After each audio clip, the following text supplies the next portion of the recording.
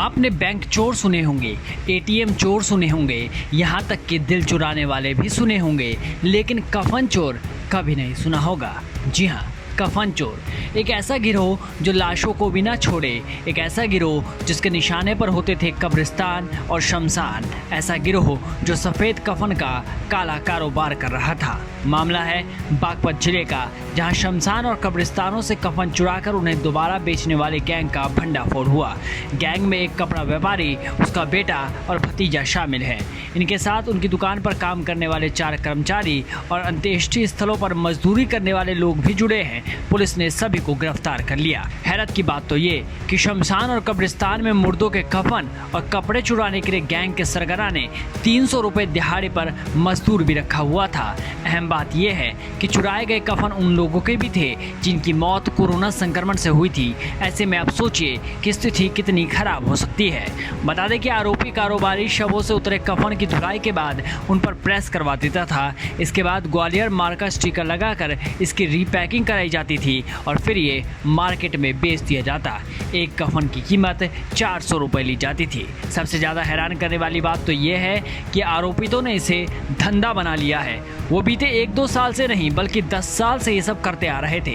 Inspector Baraut Ajay Sharma ने कहा कि आरोपियों से पूछताछ की गई है। पता चला है कि आरोपी व्यापारी पिछले 10 साल से कफन और कपड़े की चोरी करवाकर धुलाई रीपैकिंग के बाद फिर से ग्राहकों को बेच रहा था।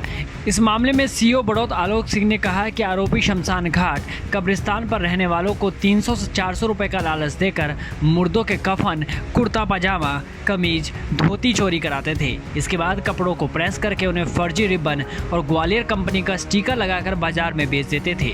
पुलिस ने मुखबिर की सूचना पर छापा मारकर गैंग को पकड़ा है। मौके से 10 गठरी कफन और कपड़े बरामद किए गए। मुझे थाना बड़ौत में या कस्बे में ये शिकायत बार बार प्राप्त हो रही थी कि एक दुकान से कुछ लोग जो कपड़े का व्यापार करते हैं वो शमशान घाटों से जो मृत व्यक्तियों के कपड़े चुराकर उनको धोकर और पुनः उस पर फर्जी स्टिकर लगाकर ग्वालियर की किसी कंपनी का लगाकर फिर नए के रूप में बेच रहे हैं। इस प्रकार की शिकायतों पर बड़ौत थाने की टीम ने कल 7 व्यक्तियों को गिरफ्तार किया है, जिसमें से एक ही घर के प्रवीण कुमार जैन, आशीष जैन और ऋषभ जैन हैं और बाकी उनके 4 अन्य साथी हैं।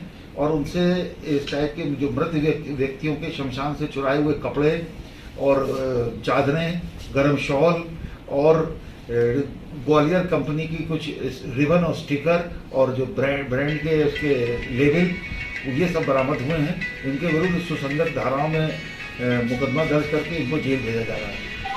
क्या ये कोरोना जो मरीज आते हैं उनके भी कफन, ये जो भी शमशान में शवदाह के लिए जा रहे हैं तो वहाँ सभी के कपड़े ये इस तरीके से करके नए करके बेचते हैं धो के।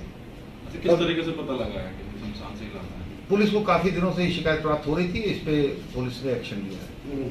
कितने कफन इनसे बरामद किए गए? इससे काफी मात्रा में चादरें, पुरुष महिलाओं के कपड़े और गर्म शॉल और कई बंडल बरामद हुए हैं। इनकी पूरी दुकान की तलाशी ली जा रही है और दुकान को जब तक सील किया गया है। किस कंपनी का ये लेबल लगा कर बेचते हैं? ये ग्वालियर की कंपनी का किसी लेबल लगाते हैं। इस मामले में पकड़े गए आरोपियों में बड़ौत की नई मंडी में रहने वाले प्रवीण जैन, उसका बेटा आशीष जैन और भतीजा ऋषभ जैन, छपरौली के सबगा गांव का श्रवण कुमार शर्मा शामिल है। इसके अलावा राजू शर्मा, बबलू और शाहरुख को भी धर लिया गया। ये सभी कपड़ा व्यापारी हैं। आरोपितों पर धारा 144 का उल्लंघन और महामारी अधिनियम के तहत केस दर्ज किया गया है। इस वीडियो में बस इतना ही। देश और दुनिया की तमाम बड़ी खबरों से जुड़े रहने के लिए बने रहिए वीके न्यूज़ के साथ। नमस्कार।